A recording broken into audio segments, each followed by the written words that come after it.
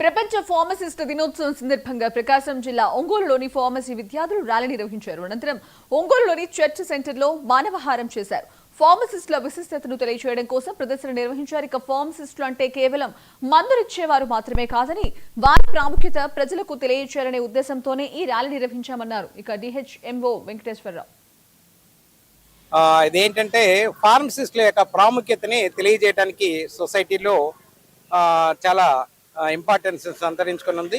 వీరందరూ కూడా చక్కగా హాస్పిటల్స్లో, అదేవిధంగా ఫార్మసీస్లో, అదేవిధంగా అన్ని ఇన్స్టిట్యూట్స్లో కూడా ఫార్మసీలో ఉండి ప్రజలంటే అక్కడికి వచ్చినటువంటి వైద్యం కోసం వచ్చినటువంటి వ్యక్తుల యొక్క ప్రాణాలను కాపాడేదంటూ చాలా విశిష్టమైన పాత్రని పోషిస్తారు.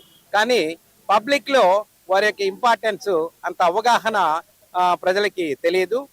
కాబట్టి ఈ యొక్క విషయాన్ని వారి యొక్క చేసేటువంటి ప్రత్యేకమైనటువంటి విశిష్టమైనటువంటి విలువైనటువంటి ఫార్మసీ డిస్ట్రిబ్యూషన్ కానీ, అదేవిధంగా డ్రగ్ డోసేజెస్ కానీ, అదేవిధంగా మనిషి పుట్టిన తర్వాత అతను స్థానికంగా ఆ భూమి మీద జీవించి ఉన్నాడు అంటే వ్యాక్సినేషన్ అనేది చాలా ఇంపార్టెంట్. కాబట్టి వ్యాక్సినేషన్ కూడా సరైన పద్ధతిలో నిల్వ ఉంచి సరైన పద్ధతిలో వాటిని ఎక్కడికి కావాలంటే అక్కడికి డిస్ట్రిబ్యూట్ చేసి చక్కగా అందరికీ 100% అందేటట్టు చేయడానికి తోడ్పట్టేటువంటి వ్యవస్థ ఈ ఫార్మసీ వ్యవస్థ.